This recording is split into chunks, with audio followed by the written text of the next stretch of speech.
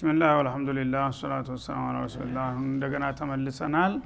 ስለዚህ ሙናፊቆች በሙናፊቅነታቸው የተረጋገጠ ተጨባጭ መረጃ ካለ አሚሩል ሙእሚኒን ራሱ ሶላተል ጀናዛ ሊተው የሚችልበት ሁኔታ አለ ማለት ነው። ዋናው ኢማም ተራ ኢማም ግን ያው መስገድ ይችላል። ሰውየው ላኢላሃ ኢላላህ እስካለ ድረስ እስከሰገደ ድረስ ሙስሊም ነኝ እስካለ ድረስ ሙታሃም ቢሆንም ማንኛውም ተራ ሙስሊም ሊሰግድበት ይችላል፣ ጎረቤት ወዳጅ ማለት ነው። ለምን ዛሂሩ ነውና ሁክሙ የሚታየው። አሚሩል ሙእሚኒን የሆነ ሰው ግን ተጨባጭ መረጃ ካለው ይሄ ሰውዬ ከኢስላም የሚወጣበት ደረጃ ደርሷል ካለ ሊተው ይችላል ማለት ነው። ለምን መቀጫ ለማድረግ ለሌሎቹ መቀጣጫ እንዲሆን ያ አሚሩ እኮ አልሰግድበትም በገሌ ላይ አሉ ሲባል ለወደፊት የሱ አይነት ባህሪ ላላቸው ሰዎች ደርስ ይሆናል ማለት ነው። ተራው ሰው ግን የኔ ቢጤ አልሰግድበትም ቢል ትርጉም የለውም። ገሌ ሰገደ አልሰገደም ማን ሂሳብ ውስጥ ያገባዋል? ታዋቂነት ያለው ሰው ግን ይሄን ነገር ታደረገ ገሌ ሳይሰገድበት ቀረ በሚባልበት ጊዜ ለሌሎቹ ጥሩ ትምህርት ስለሚሰጥ ለዛ ነው አላህ Subhanahu Wa Ta'ala ማለት ነው መጀመሪያ እሳቸውን እንዳይሰግዱበት አደረገ። ከዛ በኋላም የታወቁ ሰዎች በተለያየ ምክንያት መረጃ ያላቸው ሰዎች ይተው ነበር። ቅድም ያልኳቸው ሁዘይፋ ኢብኑ ልየማን የሚባለው ሷሂቡ ሲር ረሱልላህ እነዛ ሰዎች ያውቋቸው ነበር ቀንደኛ የሚባሉትን ተነግሮታልና። ስለዚህ ሲሞቱ ዑመር ሁዘይፋ ታዚያው ሄደ አልሄደ ሄዱና እስቲ አጣርታችሁ ነው ቶሎ ይሉ ነበር። ሁዘይፋ ካለ ከተባለ ደህና ሰው ነው እሳቸው ይሄዳሉ ማለት ነው። ሁዘይፋ ከለም ከተባለ خلاص ችግር አለ ይሉና ሌሎቹን ሄዱና ስገዱ ይሏቸዋል። እሳቸው ግን ስራ በዝቶብኛል አልቻልኩም ብለው ይቀራሉ ማለት ነው። ስለዚህ ይሄ አይነት እንግዲህ አሁንም እንደ አሚሩል ሙእሚኒን ካለ ሊሰራበት የሚችል ነገር ነው ማለት ነው። ወላ تُعْجِبْكَ أَمْوَالُهُمْ وَأَوْلَادُهُمْ እንዲህ አይነት እንግዲህ ወስላታና አፈንጋጭ የሆኑትን ሰዎች በዱንያ አላህ Subhanahu Wa Ta'ala የተሻለ ኑሮ ደረጃ ላይ ሊያረጋቸው ይችላል። ሀብታሞች ሊሆኑ ይችላሉ። ባለ ወገን ብዙ ጀግና ያላቸው ሊሆኑ ይችላሉ፣ የጎሳ መሪዎች ማለት ነው። ባለስልጣንም ሊሆን ይችላል። የዚህ አይነት እንግዲህ በሽታ ያለባቸው በዱንያ የተለያዩ እድልና ጸጋ ቢኖራቸው አላህ ወዶት ነው መርጦት ነው ብለ እንደ ግምት አትስጠው። አላህ ለጥላቶቹም ዱንያን ይሰጣልና ይላል። ገንዘቦቻቸው ልጆቻቸው ቢበዙ አያስገርምህ። ኢነማ يريد الله ان يعذبهم بها في الدنيا እንዲህ አይነቶቹን ወስላቶች ሀብትና ወገን የሚሰጣቸው በዚህ በሰጣቸው ሀብትና ወገን ሊቀጣቸው ፈልጎ ነው። አንደኛ ይሄንን ሀብት በአግባብ በሌለው በህገወጥ መንገድ ነው የሚሰበስቡት፣ አላህን አይፈሩምና ማለት ነው። በዛ ሳቢያ ቅጣታቸው እንዲበዛላቸው ነው። ልጆቻቸውም እንደገና ዕቁቅ ያላቸው የሆኑና እነሱን የሚያናድዱና የሚያባሽቁ ስቃይ የሚያበሏቸው ነው ማደርጋቸው እንጂ የተባረኩ አይሆኑም ማለት ነው። በአኺራም ደግሞ በዛ በሰበሰበው ሀብትና ንብረት በስልጣን በማዕረጉ ይጠየቅበታል፣ ደኛ ነው ማለት ነው። ስለዚህ የዚህ አይነቱ ሰው በዱንያ ላይ ሻል ያለ ደረጃ ላይ ቢገኝ አላህ የመረጠውና የወደደው መስሎ አክብሮት አትስጠው፣ አታርንቀው። ኢነማ يريد الله ان يعذبهم بها في الدنيا በዱንያ በገንዘብና በዘራቸው ሊቀጣቸው ሽቶ ነው። ወተዝሃከ አንፉሱሁም በመጨረሻ ነፍሶቻቸው ይወጣሉ። ወሁም ካፊሩን እነሱ በኩፍር ላይ ይያሉ። እንግዲህ አንድ ሰው በኩፍር ላይ ከሞተ በዱንያ ላይ ያለውን ሁሉ በሙሉ ቢመልክ ዋጋ የለውም። ለምን ዱንያ لا تزن عند الله جناح بعوضة أفرأيت إن متعناهم سنين ثم جاءهم ما كانوا يوعدون ما أغنى عنهم ما كانوا يمتعون ይላል። የአላህ ጥላቶች ካፊሮችም ሆኑ ሙናፊቆች በዚህ በዱንያ ላይ እድሜ ልካቸውን በርካታ አመታቶች ሁሉን ነገር ተሟልቶና ተሳክቶላቸው እየተንፈላሰሱ እየተዝናኑ ከርመው በመጨረሻ ثم جاءهم ما كانوا يوعدون ያ አላህ ያዘላቸው የቅጣት ቀጠሮ ለት በሚመጣ ጊዜ ما أغنى عنهم ما كانوا يمتعون በዱንያ ላይ ይቀማጠሉበት የነበረው ጸጋቸውና ሀብታቸው ምንድነው የሚጠቅማቸው ይላል አላህ። እንግዲህ 70 አመት 80 አመት ተንደላቀት ኖራለህ፣ በመጨረሻ መሞትህ አይቀርም። ከዛ በኋላ ጀሃነም የሚጠብቅህ ከሆነ በዚህ በዱንያ ላይ ያን ያህል ስዘንጥ መክረምህ ምንድነው የሚጠቅምህ ይላል አላህ Subhanahu Wa Ta'ala። وإذا أنزل السورة እነዚህ እንደ ሙናፊቆች ደግሞ የአላህ ምዕራፎች አንቀጾች በሚወርዱ ጊዜ የቁርአን ምዕራፎች ማለት ነው አን አሚኑ ቢላህ እናንተ ሰዎች መዳን ከፈለጋችሁ በአላህ በጌታችሁ መኑ የሚል ጥሪ የያዙ የቁርአን አንቀጾችና ምዕራፎች በሚወርዱ ጊዜ ወጃሂዱ ማ ረሱሊህ እንደገና ደግሞ ለዲናችሁ ከመለክተኛው ጋር ሆናችሁ ታገሉ የሚል ትእዛዝ ሲሰጡ የአላህ ቁርአን አያቶች استأذنك أولو الطول منهم استأذنك أولو الطول منهم ከነሱ መካከል የጉልበትና የሀብት ባለቤት የሆኑ ሰዎች የተለያዩ የውሸት ምክንያቶች በመደርደር አንተን ከዘመቻው ለመቅረት ፍቃድ ይጠይቁሃል አለ አላማ ቢስ ስለሆኑ እንግዲህ አንተ ሙስሊሞች ናቸው ብለ ዛሂሩን ሲሰግዱ ሲጾሙ አይተህ አሁን እንደ አይነት ዘመቻ ልንሄድ ነውና ሁላችሁም ተዘጋጁ በዚህ ቀን እንወጣለን ብለህ ክተት በመታወጅበት ጊዜ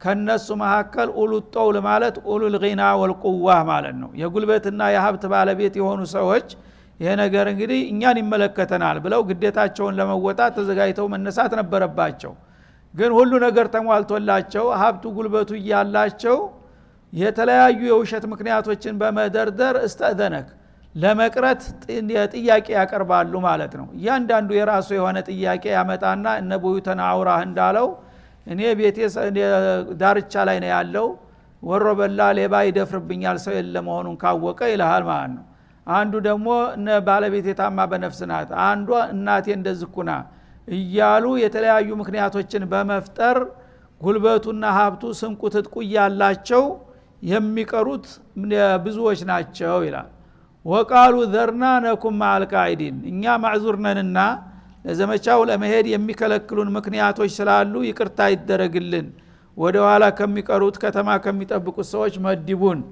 የሚል ጥያቄ ያቀርቡልሃል ይላል አላህ Subhanahu Wa Ta'ala ከመጠየቃቸው በፊት አስቀድሞ እንደሚጠይቁ ያጋልጣቸዋል ሲጠይቁ ያ የተባለው ነገር ነው ይላሉ እሳቸው በትዝብት ማለት ነው ከዛ በኋላ እንግዲህ እውነት ተጨባጭ ሆነ ምክንያት ካለው ምክንያቱን አይተው ካሳመናቸው ይሰጡታል ፍቃዱን ማለት ነው ካልሆነ ግን አፈላህ አንከ ተብለው ታውን ቀደም ተወቅሰውበታልና እንደዚህ ማታለል የለም የታለ ልትቀር ያስገድደ ሁኔታ ምንድነው ብለው ሲጠይቁት ተጨባጭ ያልሆነ ነገር ከሆነ የሚያቀርበው አይፈቀድም ይሉታል ማለት ነው ረዱ ቢአን የኩኑ ማአል ኸዋሊፊ እነሱ እንደሚሉት ተጨባጭ የሆነ ምክንያት ኑሯቸው ሳይሆን ወደ ኋላ ከሚቀሩ ከደካሞቹ ጋራ መሆኑ ስለናፈቃቸው ብቻ ነው ፍቃድ የሚጠይቁት ይላል ኸዋሊፍ ማለት እንግዲህ ዘመቻው የማይመለከታቸው ክፍሎች ማለት ነው በጣም እድሜያቸው የገፋ አዛውንቶች እንደገና ደግሞ አካለ ስንኩላን የሆኑ ሰዎች ለይሳ አለማህረጁ ወላ አለልመርድ ሐረጅ እንደሚለው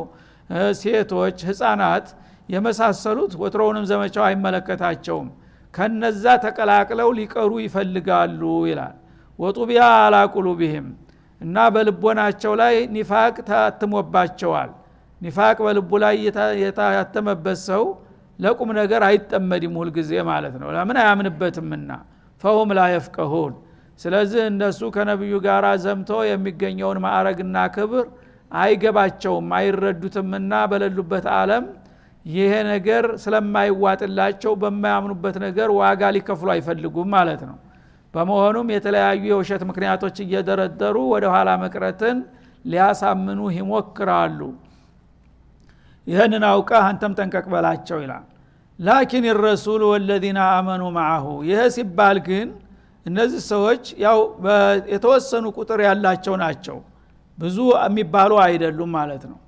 አብዛኛዎቹ ግን አቋማቸው ምን እንደነበረ ሊመሰክርላቸው ነው እነሱ እንደዚህ ወሳለቱና ተቁም ነገሩ ወደ ኋላ ይንሸራተቱ እንጂ ይላል ግን የኔ መልእክተኛ ሙሐመድ ረሱላህ ሰለላሁ ዐለይሂ ወሰለም والذين آمنوا معه من المهاجرين والأنصار ሌሎቹ ደግሞ ከልባቸው ያመኑት ሙሃጅሮቹም ሆነ አንሷሮቹ ብዙሃኑ ጃሃዱ ቢአምዋሊሂም ወአንፉሲሂም በገንዘቦቻቸውና በነፍሶቻቸው እስከ መጨረሻው ታግለዋል እነዚህ ወስላቶች ርካሾች ወደ ኋላ ተንሸራተው ቢቀሩ ምን ልንጎዳ ማለቱ ነው እና መልእክተኛዬና ሌሎቹ ጠንካራ ሷሃቦች ባለ በለላ አቅማቸው ኃይል ጉልበታቸውን ንብረታቸውን አስተባብረው የጌታቸውን ጥሪ በመቀበል ገቢራዊ አድርገው አስደስተውኛል አላህ ወኡላኢከ ለሁሙል ኸይራት እና እነዚህ ሙእሚኖች በዱንያም በአኺራም መልካም እድል የተባለ ሁሉ ለነሱ ነው የምሰጣቸው ይላል። ወኡላኢከ ሁሙል ሙፍሊሑን በዘለቄታው ደግሞ የሚቀናቸው የሚመኙትን መልካም ሁሉ እድል አትርፈው የሚፈሩትን መጥፎ ነገር ሁሉ የሚድኑ እድለኞች ይሏል እነዚህ ናቸው ይላል። ስለዚህ ወዳጆቹንና ጥላቶችን አበጥሮ አወጣቸው። እነዛኞቹ እንግዲህ አላማ ቢሶች በመሆናቸው እነሱ የተለያየ ምክንያት እየፈጠሩ ለመቅረስ ሲሞክሩ እኛ ማንፈልጋችሁ ታውን በኋላ እኛ ጋር መዝመት አይፈቀድላችሁም ተብሎ ማዕቀብ ተጣለባቸው። ይህ ሆነ ማለት ግን የአላህ አላማ ባለቤት አጥቶ አስፈጻሚ አጥቶ ወድቆ ቀረ ማለት እንዳይመስላችሁ። እናንተ ምስጋናንሳችሁ ለራሳችሁ ቀረባችሁ እንጂ መለክተኛና ሌሎቹ ትክክለኛ ሙእሚኖች እኮ ሰለቸን ደከመን ሳይሉ በአላህ ኃይላቸውና በገንዘባቸው ዘመቻውን ዳር አድርሰውታል። በመሆኑም እኔም ደግሞ በዱንያ በአኺራ መልካም እድል የተባለን ጸጋን ለነሱ ችሬያቸዋለሁ፣ በመጨረሻም ድልና እድል ለነሱ ነው ሲል መሰከረላቸው። አዐደላሁ ለሁም ጀናት እና ለነዚህ ለሙጃሂር ለሆኑት ሙእሚኖች ለአንሷሮችም ሆነ ለሙሃጅሮቹ አላህ የዘላለም ጸጋ የተሞላባትን ጀነተ ነዒምን አዘጋጅቶ ደግሶላቸዋል። ተጅሪ ሚን ታህቲሃ አልአንሃር ከህንፃዎቻቸውና ከአትክልቶቻቸው ስር የተለያዩ ጅረቶች እየፈለቁ የሚሰራጩባቸው የሆነ ለምለም ሀገርን ለነሱ አዘጋጅቻለሁ። ኻሊዲነ ፊሃ በዛች ሀገር ውስጥ ደግሞ ለዘላለም ይኖራሉ፣ ያለ ሞት ያለ ማርጀት ያለ መታመም ያለ መድከም ማለት ነው። ذلك الفوز العظيم እና አንድ ሰሞን የመስዋዕት ከፍሎ እንዲህ አይነት ዘላቂና ቋሚ የሆነ እድል ማግኘት የድሎች ሁሉ ቁንጮ ታላቅ እድል ማለት ይህ ነው። እና የዛ አይነት አቋም ያላቸው ብዙዎቹ አሉና እነዛ ርካሾቹና ንፋሾቹ ቢቀሩ ምንም የሚጎዳን ነገር የለም ራሳቸውን እንጂ ማለቱ ነው። وجاء المعذرون من الاعراب ይላል። እስካሁን እንግዲህ የከተሜዎችን ወስላቶች ነበረ ሲተቻቸውና ሲወቅሳቸው የቆየው። አሁን ደግሞ ወደ ገጠሩ ሊገባ ነው ይሄ በሽታ ማለት ነው። وجاء المعذرون من الاعراب ከተሜ ብዙ ብልጣ ብልጥ ነው ምን ጊዜም ቢሆን ያው አቦላጭ ነው። ግን የገጠር ሰው ደግሞ የዋህ ነው ማለት ነው። ገራገርነት ነበረ የሚያጠቃው። የነዚህ በሽታ እንደገና ወደ ገጠሩ ወረደና ተገጠሪዎችም አቦላጮች ደግሞ ሊመጡ ነው ማለት ነው። ለምን እነዚህ ጋር አስተሳሰር ስላላቸው በስራ በዝምድና ይገናኛሉ። እኛ እንደዛ አደረግነው እኮ መሐመድን እንዲህ አልነው እንዲህ አታለልነው እያሉ ሲነግሩት ሞኝ ራሱ የላኩትን አይረሳምና እነሱም ብልጠና ስልጣኔ መስሏቸው ደግሞ እነዚህኞቹ የሚጫወቱትን አይነት ድብብቅ መጫወት ደግሞ ጀመሩ ገጠሪዎቹ መጥተው ማለት ነው። እና ሙዓዚሩን ማለት ሙዕተዲሩን ማለት ነው። ከገጠር አካባቢም ያሉትን በተለይ በተቡክ ዘመቻ ነብዩ አጠቃላይ ሙእሚን የሆነን ሰው በየገጠሩ ያለው ዘላኑ ሳይቀር ከተታውጀው ነበረ። ሙእሚን የሆንክ ሁሉ ተከተለኝ ወሳኝና ታሪካዊ ዘመቻ ነው ብለው ለሁሉም ጥሪያቸውን አስተላልፈው ነበር። ያኔ ከተማ ያሉት በዘመዶቻቸው እናንተ እንደ አይነት ጥሪ ከመጣላችሁ እኛ ፍቃድ ወስደን ቀርተናልና እንዲህ አይነት ምክንያት ሰጥተን እናንተ መታችሁ አስፈቅዱ ብለው ልከውባቸዋል ማለት ነው። በዛ መሰረት እነዚህ ደግሞ ዘላኖች በእነሱ አቅም ሰው ሊያታልሉ እነሱ መጡላችሁ ይላል አላህ Subhanahu Wa Ta'ala። ሚን አልአዕራቢ አዕራብ ማለት አረብ የተለየ ነው። አረብ ማለት ያው የጎሳ ስም ነው። ተአጀም ተቃራኒ የሆነ ሁሉ አረብ ይባላል በአረበኛ ቋንቋ የሚናገር። አዕራብ ማለት ግን ገጠሬ ማለት ነው። ገጠሬ ማለት ነው እንጂ አረብ ማለት አይደለም። ብዙዎቹ ይሄን አይለዩም። እና ገጠሬ አዕራብ ማለት ዘላን ማለት ነው። አረብም ባይሆን ለምሳሌ በእኛ ሀገር ይሄ በበረሃማ ቦታ ግመል አርቢው ያው አፋር በመባል ይታወቃል። ወይ ሶማሌም እንደዛው አለ የተወሰነ ክልል ሁሉ ጊዜ ከብት የሚነዳ ማለት ነው። የዛ አይነት እንግዲህ ኑሮ የሚኖር ሰው አርብቶ አደር የሚባለው አዕራብ ይባላል። አረብም ሆነ አልሆነም እና ግድ አረብ መሆኑ ላዚም አይደለም። አዕራብ ማለት በደዊ ማለት ነው። በደዊ እና ያው ንቃት የጎደለው ባላገር የገጠር ለገጠር የሚኖር ወይ ማፈርገፊ የሚባለው ክፍል ማለት ነው። እነዛ ክፍሎች ደግሞ መጡ በተራቸው ማለት ነው። ለሊኡዘነ ለሁም እነሱም የተለያየ ምክንያት ፈጥረው ነብዩን አሳምነው ፍቃድ ሊሰጣቸው ታቅዶ ሄደን እኛ ሰውየውን አስረድተን እናስፈቅዳለን ብለው ሊመጡልህ እየተዘጋጁ ነውና እነሱንም መወቃቸው እንዴት እንደሚመጡ አላህ። ወቃደ الذين كذبوا الله ورسوله ደግሞ የባሳለ እነዚህኞቹ በመጠኑም ቢሆን ጥሪ ያው ክተት አዋጅ ደርሶን ሲያበቃ ያልሰማን መስለን ዝም ብለን ከቀረን ነገ ተጠያቂ እንሆናለን። ስለዚህ ሂደን ዑዝራችንን ነግረን ማስፈቀድ ያለብን ብለው የተወሰኑት መጡ። በቂ ባይሆንም ምክንያታቸው ማለት ነው። ሌሎቹ ደግሞ የባሰባቸው ዝም ብለው ባክህ ብሎ እዛው ቀረተነ ጭራሽ ማስፈቀዱም ቀርቶ ማለት ነው። እንግዲህ ያው አቋማቸው ተለያየ ማለት ነው። ሁሉም ሙኻሊፍ ናቸው። ከፊሎቹ ዝም ብሎ መቅረትማ ያው ችግር ነው፣ መንግስት ትእዛዝ እየሰጠ ጆሮ ዳባ ልበስ ማለት ነገ ያስጠይቀኛል ብሎ መጥቶ ፍቃድ መጠየቅ የተሻለ ነው። ሌሎቹ ደግሞ እዛ ባክህ ዝም በለው ለምን ነው መሄደው ብሎ እዛው ደግሞ ብሎ የቀረም አለ ማለት ነው። ወቃደ الذين كذبوا الله ورسوله አላህንና መለክተኛውን የዋሹት ደግሞ ተነጭራሹ ማን አለብኝ ብለው ተወዝፈው ቀሩ ይላል። እና كذبوا الله ورسوله ማለት ተናንተና እስላምን ተቀበላላችሁ ወይ ተብለው ዱዓቶቹ ሲነግሯቸው አዎን ተቀበለናል ላ ኢላሃ ኢላላህ ሙሐመድ ረሱላህ ብለው ሶላትም ለመስገድ እየተንተፋተፉ ነበር። አሁን ግን እቺ ተጠር ያለ ትእዛዝ ስትመጣ ያቻ አምነናል የምትለው ቃል ራሱ ተሰረዘችና ዝም በለው ዞር በልበለው አለ ማለት ነው። ያነ አምነናል ያሉት ቃል ራሱ ውሸት መሆኑ ተጋለጠ ማለት ነው። የዛ አይነትም አቋምና ባህሪ ያላቸው አሉ ኢላላ አላህ Subhanahu Wa Ta'ala። በመሆኑም ሰይሲቡ الذين كفروا منهم እነዚህ ያለበቂ ምክንያት መተውም ሊያታልሉና ምቃል ሊወስዱ የሚሞክሩትም ተነጭራሹ ደግሞ ምን ያረጋናል ዝም በለው ብለው እዛው የቀሩትም ሁለቱም ኩፍር ላይ ወድቀዋል አላህ። እና እነዚህ ሰዎች ካፊሮች ናቸው በእናንተ እይታ እንኳን ሙስሊሞች ቢመስሏችሁ፣ እኔ ግን በተግባር ወደ ኩፍር መመላሳቸውን አረጋግጥባቸዋለሁ ይላል። በመሆኑም ሰይሲቡ الذين كفروا منهم ከነዚህ ሰዎች በኩፍር እንደገና መልሰው የገቡ ሰዎች ሳያጋጥማቸው አይቀርም ወይም ሳይደርስባቸው አይቀርም አዛቡን አሊም አሳማሚ የሆነ ቅጣት። እነሱ ያው ለዛሂሩ ሙስሊሞች መስለው ከፊሮቹ በውሸት ሊያስፈቅዱ ቢመጡ፣ ሌሎቹ ደግሞ ዝም ብለው ምን ያደርገኛል ብለው ከቀሩ ሁለቱም ከአላህና ከረሱል ፍቃድ የወጡ በመሆናቸው ለነሱ ከባድ ቅጣት አላህ ደግሶላቸዋል። ያ ቅጣታቸው ተትንሽ ጊዜ በኋላ እንደሚደርስባቸው ነው ሲል ዛተባቸው። ይህም በሚል ጊዜ እንግዲህ አንዳንድ የተለያዩ የተፈጥሮ ችግር ያለባቸው ደግሞ ተጨነቁ፣ ተሸበሩ።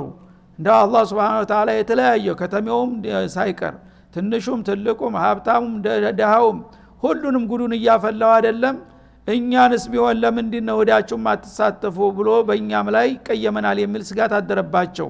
ዑዝር ያላቸው ተጨባጭ ዑዝር ለምሳሌ በጣም የሸመገሉ ሰዎች የ80 የ90 ዓመት እድሜ ላይ ያሉት ሳይቀሩ ኢማን ያላቸው እኔ እንደምንም ተጎትቼ ጀመሞት አለብኝ እና ኢማንን ማጣት አልፈልግም እያሉ ይጨነቁ ጀመረ ማለት ነው።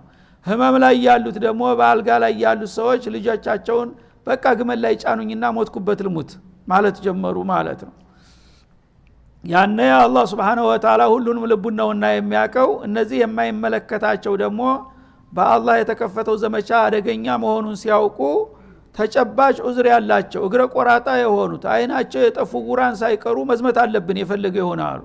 ያነ አላህ ለነሱ ደግሞ ምን አለ ለይሰ አለ الضعفاء ደካማ ለሆኑት ክፍሎች እኮ ይሄ ግዳጅ አይመለከታቸውም አለ። ወላ አለ المرضى ህሙማን በሆኑትም ላይ አይመለከታቸውም። ወላ አለ الذين لا يجدون ما ينفقون حرج እንደገና ደግሞ ለዘመቻው ሲወጡ አስፈላጊው ትጥቅና ስንቅ የሌላቸው ሰዎች ባዶ እጃቸውን ወጥተው ለችግር መጋለጥ ስለሌለባቸው እነሱም ዘመቻው አይመለከታቸውም። የተለያዩ እንግዲህ ህብረተሰብ ክፍል ዘመቻው እንዳይሄዱ የሚያረጓቸው ተጨባጭ ምክንያቶች አሉ ማለት ነው። አንደኛ ضعፋ ማለት ያው ሽማግሌዎች ጉልበት የሌላቸው፣ እንዲሁም ደግሞ አካለ ጎደሎ የሆኑ ሰዎች፣ ህሙማን የሆኑ ሰዎች እንዴት አድርገው ዘመቻ ይወጣሉ? ቢወጡ ራሱ ሌላውን ሰው አስተማሚ እያሉ ሌላ ብዙ ኃይል ያባክናሉ። እነሱ እንዳይንቀሳቀሱ ፍቃድ ተሰጥቷቸዋል። ሳይጠይቁ ምን ያቃለውና ዑዝራቸውን እነሱን አይመለከታቸውም ማለት። ስለዚህ ደካማዎች ህሙማን እንዲሁም ደግሞ ጉልበትና ጤንነትም ቢኖራቸው ስንቅ የሌላቸው ትጥቅ የሌላቸው ከሆነ ባዶ እጃቸውን ቢሄዱ ምን ያመጣሉ? እንደዚህ አይነት ሰዎች ምናልባት ከዘመቻው በመቅረታችን አላህ የወነጀለናል በፈርተው ከሆነ ለይሰ አለይሂም ሐረጅ አለ። ወንጀል የለባቸውም ነፃ ናቸው። እና እንዲህ አይነቶቹ ሰዎች ታልሄርን ብለው መጨነቅም ሌሎችንም ማስቸገርም የለባቸውም። ኢዛ ነሱሑ ሊላሂ ወረሱሊህ ግን አንድ ሸርጥ አለ ለአላህና ለመለክተኛው የሚበጀውን እስከሰሩ ድረስ ይላል። እዚሁ አገራቸው ከተማቸው ሆነው በአቅማቸው የሚችሉትን ኸይር እስከተሳተፉ ድረስ ከዛ ታቅማቸው በላይ በሆነ ነገር ለምን አልሄዳችሁም ተብለው አይጠየቁም። ነሱሑ ሊላህ ማለት አንደኛ የግል ዋጅባታቸውን በቤታቸው ሶላታቸውን፣ ዘካታቸውን፣ ጾማቸውን ያከናውናሉ። እንደገና በህብረተሰቡ መካከል ሴቱን ልጁን ያበረታታሉ፣ ከተማ ይጠብቃሉ፣ የሚችሉትን የሥራ ድርሻ ይወጣሉ እዚህ ማለት ነው። ይህ እስከሆነ ድረስ ማዕለል ሙሕሲኒን ሚን ሰቢል ባላቸው አቅም እነሱ መልካም እየሰሩ ነው። እዚህ ከተማ ሆነው መልካም በሚሰሩ ሰዎች አላህ የቁጥጥር መንገድ አይከፍትባቸውም። ለምን ዘመቻ ካላሄዳችሁ ብዬ እነሱን ሙሳአላ አላደርጋቸውም ይላል። ይህንን ካላደረጉ ግን የሙናፊቆቹ አባል ሊሆኑ ነው። እዚሁ ቤት ተቀምጦ ወሬ የሚያራግብ አለ። የሄዱ ሰዎች በቃ ዘመዶቻችን አልቀዋል አሉ እያለ በተሰብ የሚረብሽ አለ። እንደገና ደግሞ ተጎትቶ የሚሰርቅም አለ። ሰው ለለበት ጠባቂ የሌለበት ቦታ ይሄድና ማለት ነው። ሴትም ያባልግም አለ። ያ ከሆነ መሰሪ ነው እናቃለን፣ ይመለከተዋል። አለበለዚያ አደብ አድርጎ በሚችለው አቅም ህብረተሰቡን እየጠበቀና በመልካም እያስተባበረ ለአላህና ለረሱል የሚያስደስት ነገር እስከሰራ ድረስ ሙህሲን ነው። ይሄ ሙህሲን የሆነ ሰው ለምን ዘመቻ አልሄድክም ተብሎ ታቅሙ በላይ የሚጠየቅበት መንገድ የለም ይላል። ወላህ ገፉር ረሒም። ለእንዲህ አይነቶቹ የተለያዩ ችግሮች ኑሮባቸው ለቀሩ ሰዎች በዚሁ በቤታቸው በከተማቸው ሆነው መልካም የሚችሉትን እስከሰሩ ድረስ ለነሱ ምህረተ ሰፊ ሩሩ የሆነ ጌታ ነውና እነሱን አይመለከታቸውም ይላል።